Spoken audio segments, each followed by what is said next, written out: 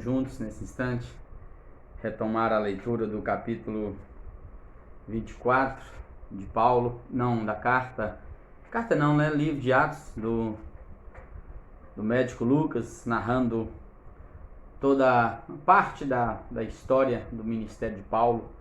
E eu quero convidar você. Nós percebemos que eu li até o verso 9 do capítulo 24, né? Onde Tértulo chega diante de Félix, lá em Cesareia, e detona, né? Chama Paulo de peste, diz que fazia sedições entre os judeus em todo o mundo, levando o povo a profanar-se, acusando de sacrilégio com relação ao templo, né?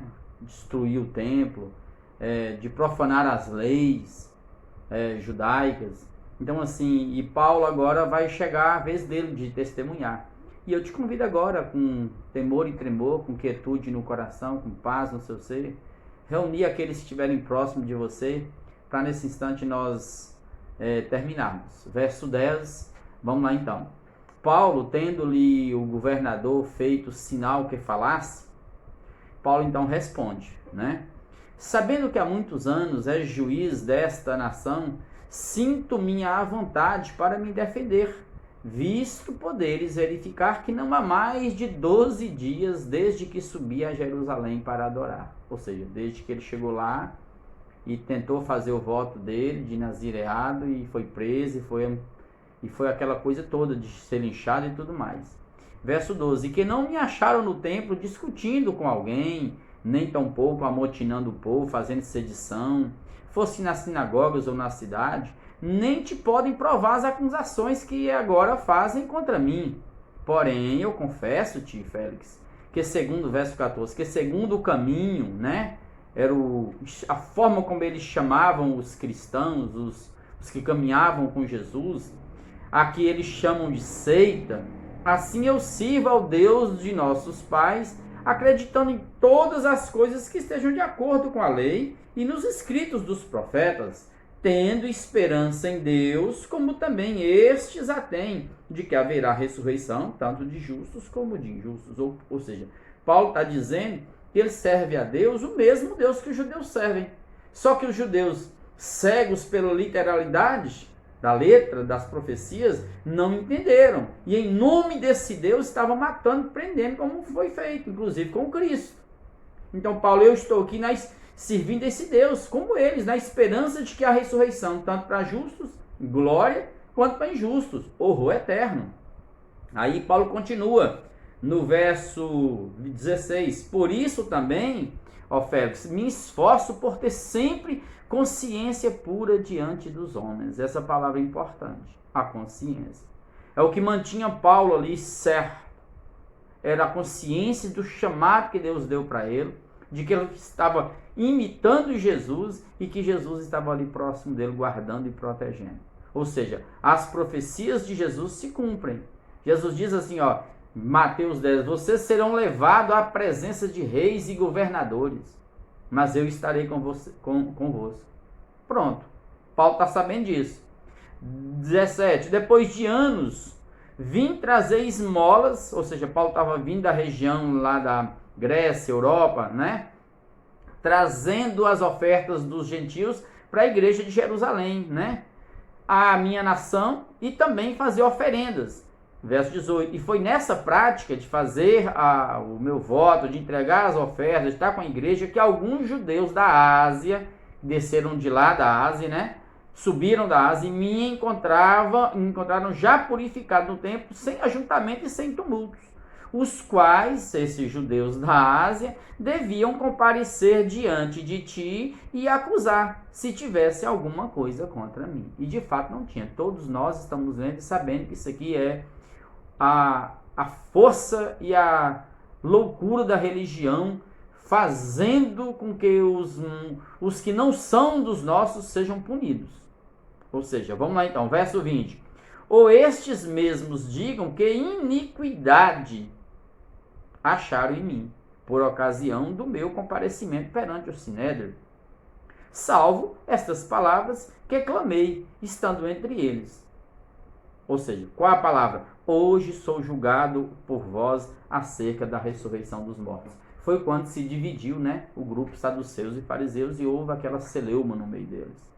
Então, Félix, 22, conhecendo mais acuradamente as coisas com respeito ao caminho, adiou a causa, dizendo: quando descer o comandante Cláudio Lísias, tomarei inteiro conhecimento do vosso caso. Aqui vocês vão perceber esse Félix, esse governador, que era escravo, o primeiro, né? Nós já falei sobre isso. Ele, no ano 60, ele volta a Roma para prestar conta do seu governo, por conta de corrupção e tantas outras coisas. Ele vai ser substituído, mas na sequência ele vai ser morto, né? Mas ele não foi um cara justo, ele não foi sincero com Paulo, porque ele sabia que não tinha crime em Paulo. Mas ele deixou Paulo ali porque ele queria o favor dos judeus. Vamos lá. Verso 23. E mandou ao centurião que conservasse a Paulo detido, tratando com indulgência e não impedindo que seus próprios, companheiros o servissem. Passados alguns dias, vindo Félix, com Drusila, sua mulher. Essa Drusila aqui, é filha do Herodes Agripa I, tá bom? E essa Drusila, filha de Herodes Agripa I, era irmã do rei Herodes Agripa II e de Berenice, vocês vão ver mais tarde. Essa Drusila foi aquela que casou com 16 anos de idade com o rei Azisos, o rei Emesa, e depois de um ano só casada, dizem que ela foi enfeitiçada por Félix. E ela larga-o de lá e fica com Félix. É a terceira esposa de Félix, essa Drusila, Sua mulher, que era judia, Drusila, mandou chamar Paulo e passou a ouvi-lo a respeito da fé em Jesus Cristo. Aí Paulo está aproveitando a oportunidade de pregar e pregando. Não importa os interesses de Félix e de Drusila. Ele estava aproveitando as oportunidades diante dos governadores e dos reis e pregando Jesus. Verso 25. Dissertando ele acerca da justiça. Ó, pra você ver. Dia D, domínio próprio. Aquilo que o homem tem que ter. E do juízo vindouro, o fim, onde todos teremos que prestar conta, ficou Félix amedrontado. E muitos ficam mesmo. Porque não tem essa consciência que nós temos e assusta em função de tanto pecado que tem, de tanto erro que cometem. Então disse Félix, por agora podes retirar-te. E quando eu tiver vagar, quando eu estiver sem fazer nada, chamar-te-ei. Verso 26. Esperando também Félix, ao mesmo tempo que Paulo lhe desse dinheiro. Por que eu estou esperando isso? Porque Paulo disse na defesa dele que ele estava vindo a Jerusalém trazer ofertas dos gentios da Grécia e da Europa. Entendeu? Da Macedônia, da região da Macedônia. E querendo pegar dinheiro, pelo que chamando mais frequentemente, conversava com Paulo. 2 anos mais tarde, 2 anos Paulo ficou preso sem nada de prova. Simplesmente por questões agora políticas, interesses financeiros, cargo, poder. Félix teve por sucessor Pórcio Festo. Vocês vão perceber que Festo era um pouquinho mais justo que ele. Ele carregava mais o instinto da justiça romana, E querendo Félix assegurar o apoio dos judeus, eu disse para vocês, principalmente porque ele não foi feliz na intervenção dele na guerra entre o Jerusalém e Síria.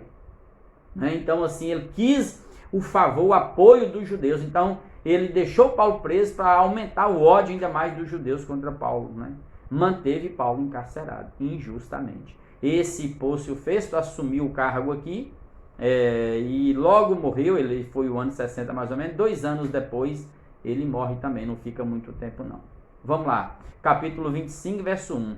Tendo, pois, Festo assumido o governo da província, 3 dias depois, subiu de Jerusalém, de Cesareia para Jerusalém. Ou seja, ele andou cerca de 100 quilômetros, em 3 dias, porque queria conhecer esses meandros, da política religiosa que tinha naquele tempo. E logo os principais sacerdotes, só para você ver, lá de Jerusalém, queria conhecer tudo, o apoio de todo mundo ali. Os sacerdotes, os maiorais dos judeus, que seria o caso aqui, líderes judeus, autoridades do povo, lhe apresentaram queixas contra Paulo e lhe solicitavam, pedindo como favor, em detrimento de Paulo, que o mandasse vir a Jerusalém, armando eles cilada para o matarem na estrada. É aquilo que eu disse para vocês, né? O coração continua, a inveja, o ódio, a mágoa, amados. Religião não traz, você vê que é uma religião que não trouxe perdão para eles.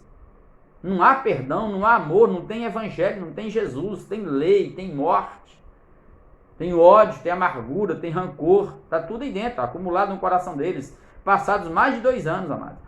Festo, porém, respondeu achar-se Paulo detido em Cesareia, justiça, né?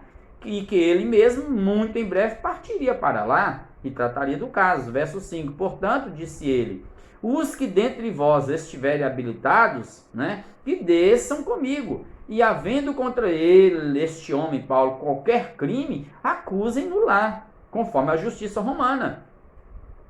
Porque Paulo era um cidadão romano e não podia acusá-lo sem nada disso, né?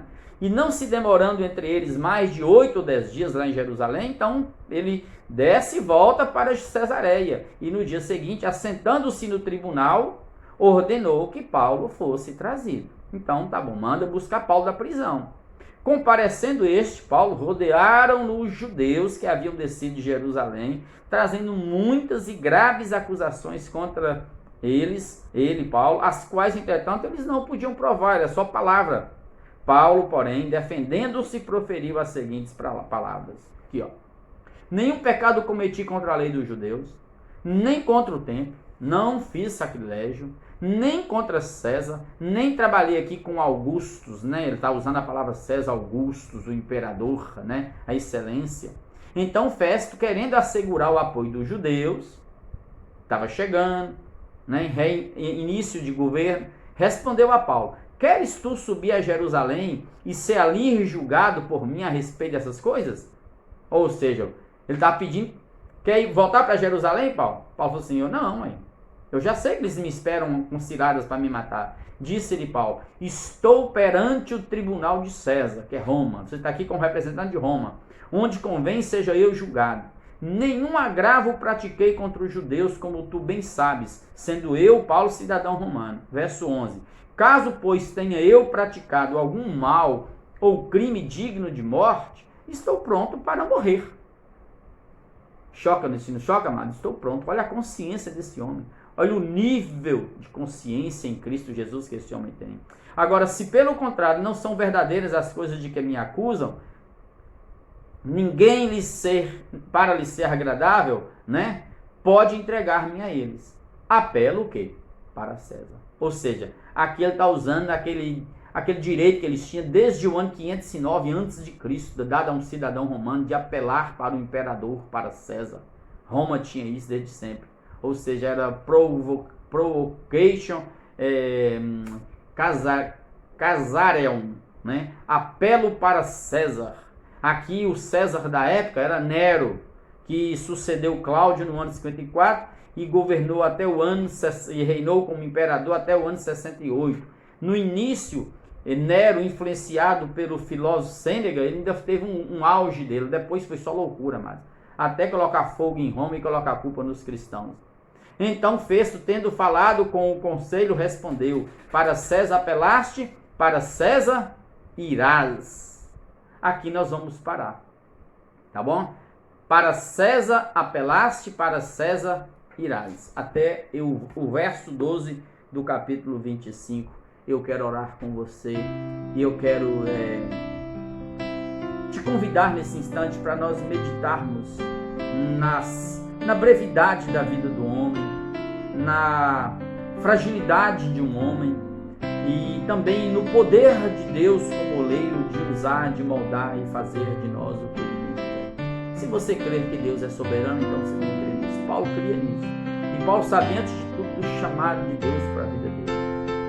Vou te mostrar, Paulo, o quanto importa sofrer pelo meu nome. Então Paulo tinha essa consciência.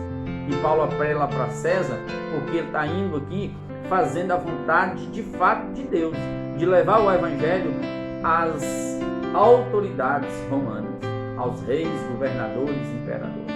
Amados, Paulo estava pronto para morrer sim. Tinha medo? Tinha os momentos de angústia. É por isso que nesses momentos de medo que a gente tem de angústia, a gente vê a presença do Cristo perto de nós, cuidando de nós e fortalecendo a gente. Então vamos orar de todo o nosso coração. Coloque sua casa dentro de Deus, sua vida, seu ser, seu coração. Por favor, amado, em nome de Jesus, não desanime. Persevere. De onde você está, não retroceda. Não ceda aos caprichos adoecidos da sua alma. Se entregue a Deus de todo o seu coração e busque servir com integridade. Coloque sua casa, sua família, seus planos, seus projetos, os doentes que estão aí. Coloque tudo diante de Deus. Vamos clamar de todo o nosso coração. Pai, obrigado por esse encontro, por esse texto lido. Obrigado pela palavra, presença do Senhor em nós. Obrigado porque teu é o reino, o poder e a glória para todo sempre. Venha sobre nós o teu reino. Faz aqui em nós a tua vontade. Incendeie aqui os olhos do nosso coração e dê-nos essa consciência desses homens aqui, Pai. Ajuda-nos a sermos valentes, determinados e corajosos. E nos nossos momentos de fragilidade, de medo, ó Deus, que a tua presença seja notória, que os teus anjos nos guardem, que o Senhor fortaleça o nosso espírito, Pai, a nossa consciência em Cristo, para nós não nos submetermos aos caprichos adoecidos da nossa alma, que quer ficar enclausurada e fugir da realidade. Ajuda-nos, Pai, a transcendermos em fé, vencendo os desafios, vencendo as dores, vencendo os problemas, vencendo os lutos, os prantos, os medos, ó Deus, os inimigos físicos e espirituais que nos perseguem e nos machucam. Que o teu Espírito agora nos guarde, que o anjo do Senhor, Pai, esteja ao redor de cada um, tocando cada um e curando cada um. Ó Espírito de Deus, ministra aqui neste lugar, ministra na vida dos teus filhos e faz com que cada um sonhe os sonhos do Senhor. Ó Deus, não nos deixe fugir da realidade, Pai. Ajuda-nos a enfrentarmos a realidade com os pés no Evangelho, glorificando e bendizendo o Senhor, ó Deus, e servindo-te de todo o nosso coração. Cura as nossas famílias, cura os nossos que estão doentes, põe a tua mão e livra-nos de toda força maligna tentando oprimir-nos e afastar-nos do amor do Senhor. É assim que nós em Cristo Jesus abençoamos o teu povo e repreendemos, Pai, em Cristo Jesus, no poder do sangue do Cordeiro, toda obra maligna contra as nossas casas, nossas vidas, em nome de Jesus. E agradecemos pelos